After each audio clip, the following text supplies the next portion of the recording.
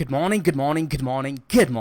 My name is Sean Dexter, and I welcome you to the Mango Grove for your daily analysis video. I want to start off by first apologizing for not covering a video yesterday. As many of you know, I will be leaving on vacation for around 16 to 20 days, and I'll be leaving in actually less than 36 hours. So I was spending most of yesterday just managing my positions, getting out of a lot of my positions, getting out of exchanges.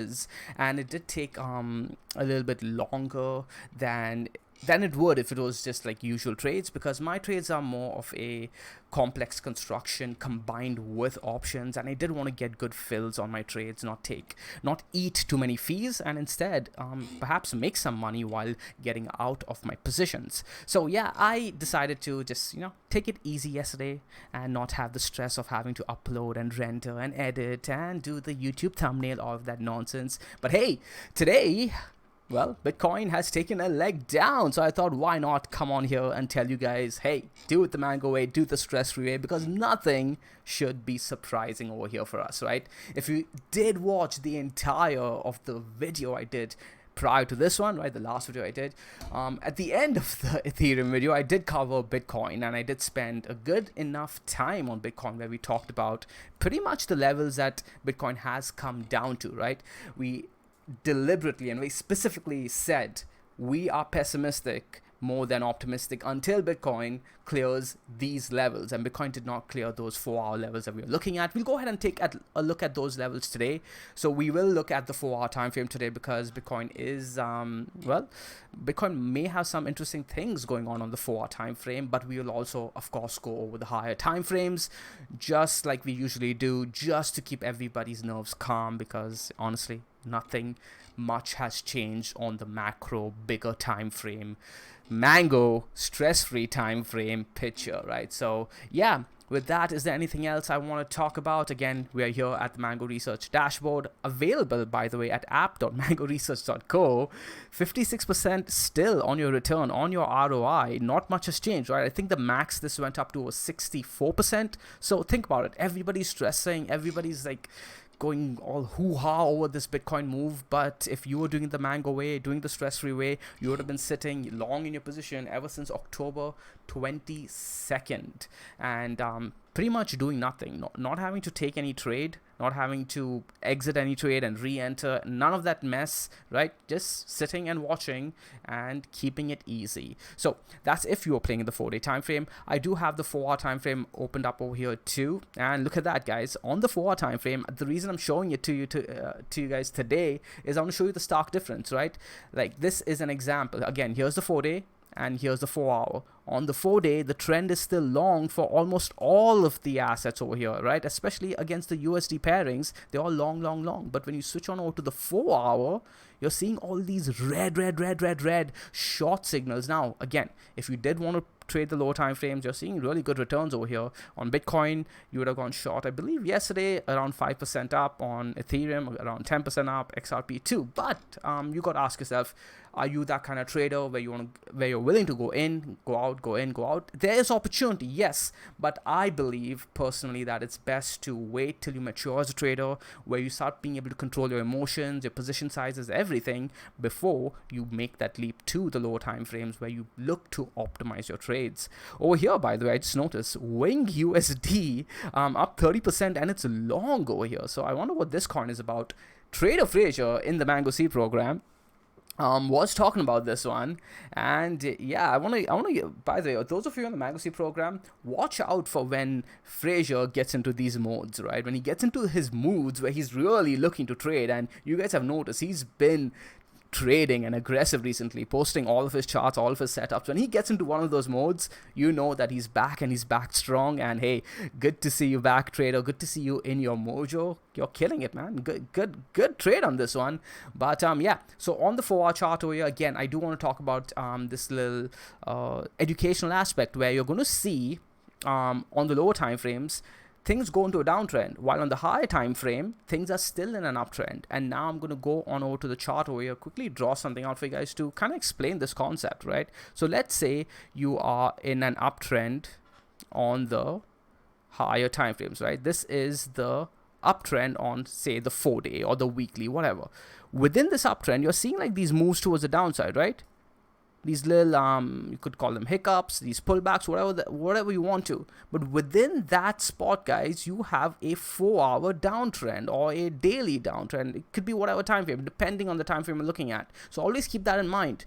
Don't let the lower time frames make you lose sight of the bigger picture, which is why I recommend you guys always stick to the bigger picture until you start being able to control your mindset, where you realize, okay, hey, we are in an overall uptrend, but this is the downtrend that I want to take opportunity of. And then you need to be able to capture your emotions and hold it in place when you identify that this downtrend is getting overtaken by the uptrend of the higher time frame, stepping in and reversing the downtrend, because this 4-hour downtrend will get reversed at some point.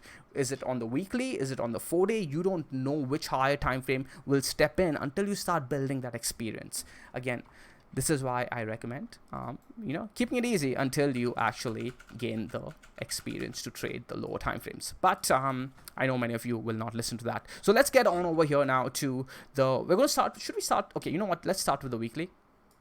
Quick today, because I do have a lot of things to do, right? I'm getting ready for my annual Christmas beach vacation. And the big thing that we were talking about, guys, for the longest time over the entirety of last week and this week too, right? There was one little thing that we didn't want happening, or rather was the trigger point for us as us saying, you know what, this is where Bitcoin is going to look a little bit ugly. This is where it's going to look a little finicky, and we are going to see a little bit more downside. And that was when if we took out this wick low over here of this candle, right? The previous week's candle, the wick low came in at, I believe, 18,109. Yep, right over there, 18,109. And you can see that we have taken out that low now. We are bouncing, and we'll go ahead and look at the lower time frames, but we need to see a convincing close on this week for me to say that, okay, you know what, Bitcoin may redeem itself.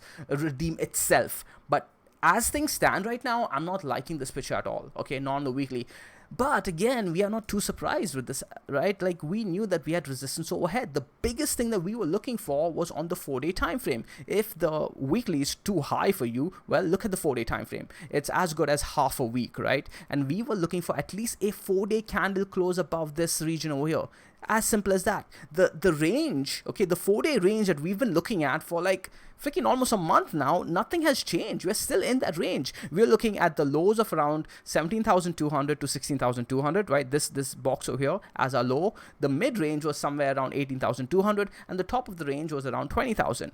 If you want to increase the range a little bit more, which is what I've done now, right? Now that I'm leaving on vacation, well, I'm looking at this entire box over here, right, just to avoid any slippage and not get sucked into any FOMO trade. I don't call it FOMO trades. Any liquidity trades, right, where basically there's a lack of liquidity towards the upside, and you're seeing all these stop losses get triggered and price just goes up. I don't want to get caught in any of that by trying to trade a breakout. So to me, mentally, I've marked out this entire box to the upside, and I've told myself that I want to see candle closes convincingly into that box, okay? A wick is not enough for me, because a lot of people have been trying to trade these wick breakouts, and you guys have now seen how all of them have failed, right? We've taken out the highs on all of these exchanges, and it has not mattered a bit, because we did not get the candle close that mattered, because the traders who know what they're doing, right, the professional traders know what they're doing, they're looking for market acceptance around these regions, and we've not got that just yet. We've gotten market rejections. So on the 4-day time frame, what I'm looking at now is this green box towards the downside, middle zone over here between 17,200 to 16,200, right over here in the middle, and towards the upside around 20,000. On the 4-day, we've not done much. We've held the middle zone over here. 17,200 is critical, that we've been talking about for a while, but I have a feeling that we may actually blow past it, right? Based on what the weekly has done, I have a feeling that we may blow past it. But again, this is just a feeling, and my feeling really doesn't mean much. We could simply bounce back from here, and this picture may reverse. But as things stand right now, well, we are being rewarded for not FOMOing into any of those positions near 18,000 and 19,000-ish, right? We are simply doing it mango, doing it stress-free, and waiting perhaps for the opportunity to present itself on a golden platter. And I'm sure it will, like it always does. In the Mango Grove yesterday on Discord, we had a really great conversation with a trader who's a little bit on the newer side, and he was asking really good questions, and I love that. And I urge all of you to stop being shy and come in and ask questions like that. And he said something. He said, "What if the trade goes down without me and there's no more opportunity to take the short?" And I immediately said, don't ever say that again. Don't ever say there's no more opportunity, because this market, the one thing it always has is opportunity. There is billions of opportunities all across the board. Don't ever let that thought sink into your head, guys, that, man, I'll miss the opportunity. Allow it. Allow the missed opportunity, because as long as you're following your rules, you will have more opportunities. Do not break your rules, right? Do not break your rules to get into an opportunity that you see, okay? And on the flip side, by the way, right, follow your rules to get into opportunity. If you are scared of the market and your rules are telling you to get into the trade, get into the goddamn trade, right? Don't let the market scare you, right? And don't let the market scare you into getting into a trade too, because if you're fearing that you're going to miss out on an opportunity, that's literally you FOMOing into a trade, right? Okay, so enough of that. I was actually supposed to come in here today and just do a quick analysis and right, leave it at that, but yeah, it seems like I can't help myself. I have to lecture, and I don't want to do that. So going back to what we were talking about now, key levels, guys, 17,200. Underneath that, 16,200. After that, we are looking at major dips all the way up to 14,600ish. Perhaps even, I hate to say it, guys, but 11,900ish is a very, very strong possibility that people are completely discounting. So I'm gonna go ahead now, and we will switch on over to, yeah, let's go ahead and look at the 4-hour time frame. I don't want to spend too much time on the high time frames, because we've been spending only time on the higher time frames for the past like weeks and months now, right? And everything's panned out really well. So I'm hoping that you guys learned everything you could from the higher time frames. On the 4-hour time frame over here, we have the symmetrical triangle that everybody and their mother was looking at. The measured move is probably pointing to around 17,200. Let's go ahead and, yeah, somewhere around here, right? Almost perfect actually. But you don't need to really do the measured move. You can just see that the next major support levels are, well, we have one over here which we've just come and hit, right? This cluster over here, we're looking at this cluster over here. This bull flag like cluster broke towards the upside. We've come and bounced off it right over there. I'm going to go ahead and delete it though. I don't want my chart to be too messy. Oops. There we go.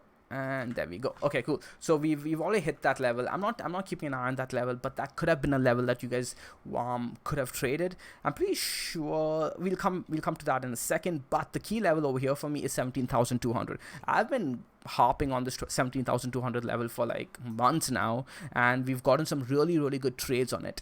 This time around, I will not be looking to trade it, right? I may be looking to buy some spot Bitcoin over there, but again, it's going to be a little bit more difficult for me to do that, considering that I am leaving on vacation. Oh, by the way, guys, quick tip for you, all of you whoever do go on vacation, or you're going on any trip, right, and you guys have trades open. Do not leave your trades just willy-nilly open going into your vacation like that. Make sure that you have all your risk management in place, all your criteria, all your risk criteria in place, right? Think of scenarios. Like for me, I'm a very conservative trader. What I like to do is I literally like to close out almost everything unless absolutely necessary. I'm also very likely to remove all my funds from the exchange, put it back into my hardware wallets, and if I absolutely do need to get back into a trade, I would rather go to my destination, evaluate the internet situation, make sure that I have access to internet, right, like proper internet, and then I will just send funds back to the exchange and trade again, right? I'd rather do that than end up in a situation where I get to the hotel or the resort and I'm like, oh, wait a minute, I don't have access to good internet, and oops, look at that, Bitcoin is dumping. Or worse, you're on vacation, you're not in any trade, okay, you've closed out all your trades, but while you've closed out all your trades and you're on vacation and you're distracted, you find out that the exchange got hacked, or there's something that goes wrong. Government has stepped in and they've given you 24 hours to withdraw all your money, and you didn't, and you come back after 15-20 days and it's done, it's gone, you've lost all your Bitcoin because you kept on the exchange. So there's no reason to do that, and unless you have the risk risk parameters in place. Anyways, again, going back to what we were talking about, key levels over here, 17,200, 16,200. Underneath, after that, we have on the 4 hour a level at 15,800. I do believe that this was a 200 moving average level too. So if you guys do remember, okay, remember when we came down over here, the Ichimoku Cloud was somewhere around here, and the 200 moving average was like this. Now I'm going to postulate, and I haven't looked at this just yet, but I'm going to postulate that the 200 moving average has come in somewhere like this, and the cloud is somewhere around here, right? So what we were looking for over here, and it didn't happen, and I'm keen to see if it's happened just yet over here. We were looking for the cloud to hold a support and then get a wick on over to the 200 moving average, and then that could be a play where you buy the bounce off the 200 moving average and then it closes into the Ichimoku. I've taken that play so many times in the past, and it's been a really good play, and then you get your edge to edge trade, or perhaps even a break out of the cloud. So let's go ahead and actually take a quick look at the Ichimoku. Again, another keen thing to look out for is when you're looking at this symmetrical triangle-like formation, look for the Tenkin and the Kijun to cross, and then you may also, even if you don't get the trade towards the downside because the cross comes in like early, you may later get the retest of the cross. These are all secrets I'm giving out to you guys that I usually don't. So let's go ahead and take a look at the Ichimoku, and it's taking its time loading. Ooh, that's it. Okay, there you go. So almost, right? Almost. Did you actually get the cross? No, you didn't get the cross on. You didn't get the cross early, but you did lose the Tenkin. Okay, but either way, this was the play I was looking for over here. Unfortunately, we didn't get it over here when I was actually looking to trade it. I think we were talking about this in the Grove or in the Seed. I'm not sure. Or was it on the daily videos? Anyways. Those of you who were around, you guys know what I'm talking about, right? This is a very common situation that does tend to happen, so keep an eye out for it.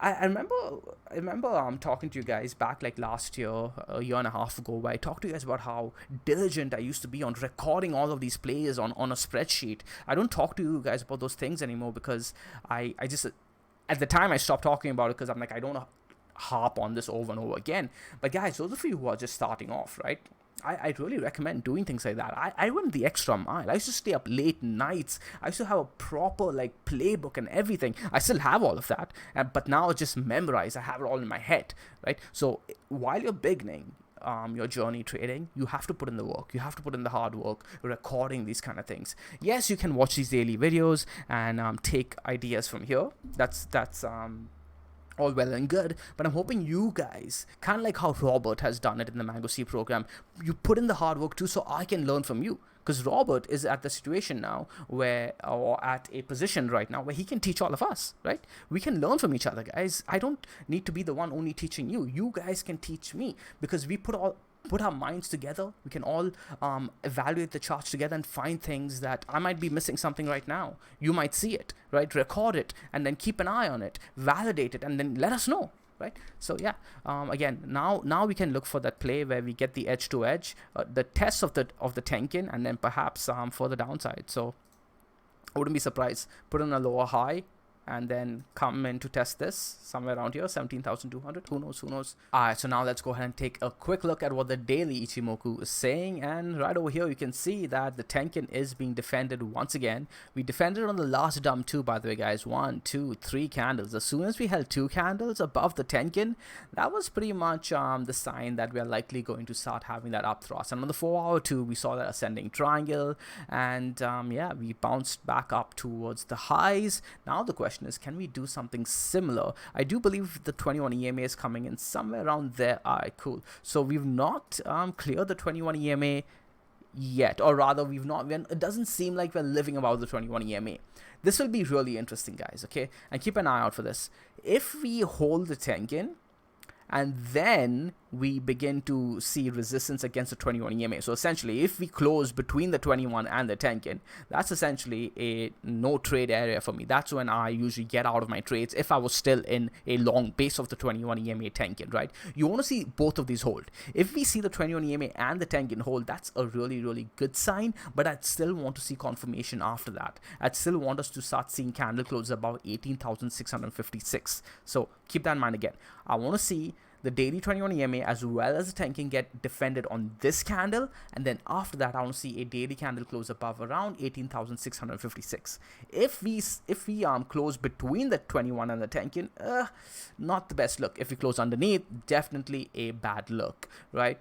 Is there anything else I want to look at on this? Where is the 200 EMA 200 moving averages coming in all the way down there? So ways and ways to go. There is a big gap between the Tenkin and the Kijun over here, guys, all the way down at 15,500, right, lining up at that level that we looked at on the 4-hour. But if you look at this structure over here, right, look at this structure over here, and you pull in this horizontal down towards the structure, you're going to see it line up with the Kijun. So if we do lose that Tenkin and the Kijun, sorry, if we lose that Tenkin and the 21 EMA, I wouldn't be too surprised, guys, if we do see the move all the way down to the Kijun. And that would be a trade opportunity one way or the other, whether you're looking to be buying this dip over here, or perhaps for those of you more ambitious traders to be looking to short against this behemoth, this strong bull that Bitcoin has turned into. So either way, this is a good C-SPAN trade, one way or the other. Nice C-SPAN bounce trade at the very least. So we looked at the daily. We looked at the 4-hour. Is there anything else I want to do, or should we wrap up the video over here? I can go ahead and take a look at the Mango dynamic for you guys really quickly, but those of you, everybody should have access to the Mango dashboard, right? So it is based out of this, and this is not it. This is it over here. Too many templates. So the Mango dynamic did flip into consolidation phase right over here, right? You can see purple means consolidation, and when it's in the strong consolidation phase like this, you wanna just be playing the support and resistance, or you want to be playing the level, the Mango dynamic level, as your support or resistance, depending on where the price is living towards the upside or towards the downside. At the moment, it's living towards the downside, and it's coming in at around 17,400, which does line up with our level at around 17,200, right? So what I'd want to see is if we do wick down, okay, if we wick down to 17,200, which is the level we are looking at based on our horizontals, I want to see us close above the 17,400 level too, okay? Okay, so that's the daily. Let's wrap up actually, guys, with the monthly chart. I want to talk about something really quickly. If you look at the monthly here, the picture is beautiful. Okay, the picture is extremely, extremely beautiful. I do have a mess over here, so I'm going to go ahead and get a clean chart for you guys. Go 3 3 3 3 and boom. Okay, so let's go ahead and mark out the key levels right over here. Okay, right over there. And we talked about two situations where this could be a break of the structure, or we could go ahead and extend this over here, and perhaps we just simply do something like this, right? Who knows? But we could wick down over here to around 11,900 and still close above this major level. Remember, this is a monthly candle. Keep in mind, guys, that last month, this gap over here from 14,000 to 20,000 filled in just 1 month. So why can't we have the same thing happen the next month, but on the reverse side of things, right? Why can't we fill it towards the downside? We could simply come down, wick on over to last month's open, which is somewhere around $14,000, and then maybe close somewhere in the middle. Can you not envisage a situation, or can you not envisage this candle over here just being a thin red line with a wick like this, right? It wouldn't really break the picture at all. Because if it does come down over here, it would likely be bought back. We could come all the way down over here, in fact. Let's go ahead and put a horizontal right over here. Right, we could come down somewhere around there. And that would not be the best picture, I would have to admit, because we'd have been taking out the previous month's low. But it could happen, and Bitcoin could still remain bullish for this market cycle. We've done it before. I'm pretty sure the Tenkin is coming in somewhere around there. Let's go ahead and pull that up. Yeah, actually Tenkin is coming in right over there. So yeah, it's a possibility, guys. Keep that in mind while I'm on vacation. Try to do it mango, try to keep it stress free, and don't be too surprised at some volatile moves. Don't get too caught up on the lower time frames. So keep that in mind. We could come test this level and things could be fine. What would it take for Bitcoin to actually break its bullish picture? Well, I want to see a monthly candle close over here. Okay, a monthly candle close over here would be like the first really big sign, and then after that the next monthly candle close underneath this level over here. If we see that, that's when it's trouble. Until then, Bitcoin has a lot of room to move while the bulls still hold their structure. They've done enough to like sit back and allow for pullbacks. They don't need to get too aggressive. That being said, we do have a level right over here, this wick high, right? If you're looking at the monthly structure only, right, you can see that this wick high at 20,000 has held this month, right? The previous wick high over here that precipitated into the rest of the bear market was this level. And what is that level, guys? 17,200. How long have I harped on about that for? For months and months. Do we get a defense over there on this month? Perhaps we do, and that would be a strong sign for the bulls, or it would be a show of strength from the bulls. If the bulls defend this in this level over here, going into this month, going into the close of the year, that would be that could be interpreted as, hey, we are here and we are here to prove a freaking point that Bitcoin is here to stay and Bitcoin is going to rule the world. And we could be end up putting a bull flag like this on the monthly time frame and break on over to the upside eventually. We could go sideways on the monthly, guys, and give everyone their altcoin rally. I know a lot of you guys are waiting for that one, and hey, it will come. It will come. You just have to be a little bit patient sometimes for those huge gains, right? Nothing comes for free, guys. Sometimes you have to pay the cost of patience. So my name is Sean Dexter. I hope you guys enjoyed this video. Please throw it a like. Leave a comment down below. I'm so sick of those bots, and you guys leaving comments down below, by the way, has helped so much with those bots. They don't comment as much if you guys comment. So I think the way it works is that if they see a lot of comments from other people, like the algorithm sees that, then they don't want to get crowded in and get lost in that. So I don't know. I'm just guessing. Something is up with that though. If you guys do comment, I'll appreciate it. I'll see you guys in the next video. I'll try to do one tomorrow, or perhaps we'll do a live stream to, kick off the vacation. But yeah, see you guys soon. Ciao.